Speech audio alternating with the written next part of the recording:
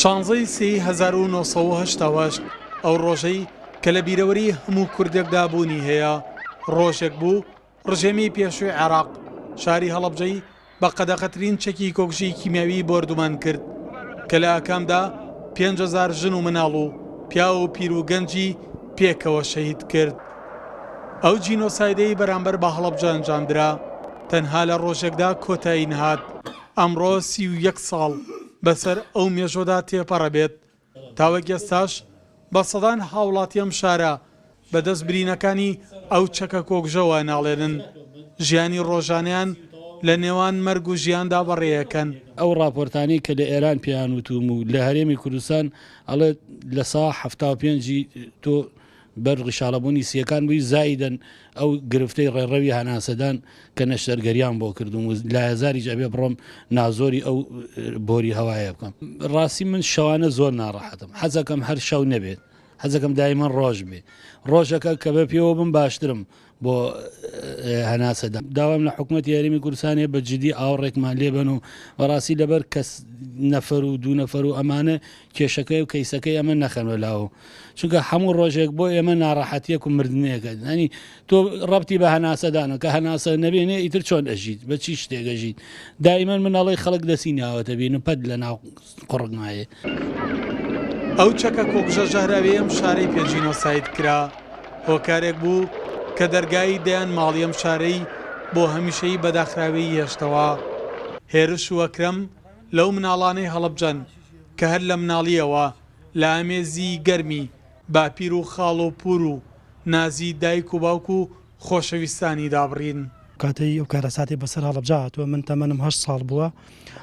خۆم و دایک و باوکم بووین لە ماڵەوە بە زۆک و بنە ماڵی خۆمان هەش شەیدمانەیە باپیرم، نەنکم، خاڵم، پورم، ئامۆزامان ئەمانە شەید بوون بەس لە بنەماڵەکەی خۆمانە و کوماڵ خۆمان بەس من جێماوم.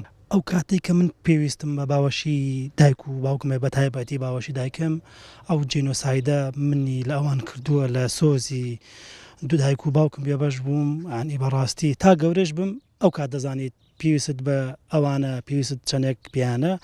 بەڕاستی تا ئەم دەقەش من بۆ خۆم زۆر ناڕەحەتم بە لە دەستدانیان کەەوە ئێستا تامەنم تقریبان 39 ساڵە. 5 خاڵۆ دوو پورێم باوم و نەنکمان لەدەستداوە.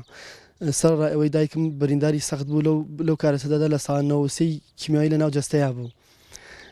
حکوومەت هێرێم 2006 نادێ دەرەوەی وڵات بۆ شاری نەخەدە لە ئێران بۆی سەختی برینەکەیەوە لە وڵاتە کۆچی دوایی کرد. تا ئەو کاتێک کە دایکم کۆچی دوایی نەکرد بوو زۆر دڵمان بە دنیا خۆش بوو. دایکم پاڵپشتەی گەورە بوو بۆ ئێمە وای لێکردین کە بنەبوونی خاڵە و پورێ و باوە و تەسیمان تێ نەکات.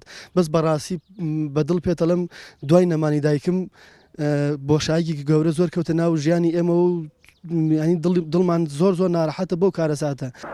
بۆردومانی فڕۆکە جێگیەکانی عێراق لە سەرلەبەیانی ڕۆژی 16 سێوە ئاماژە بوو بۆ جینۆسایدکردنی شارێک کە ڕۆژگارێک سەرچاوی بەگژاچوونەوەی تەواوی ڕژێمە یەک لە دوایەکەکانی عێراق بوو دژ بەگەلی کورد.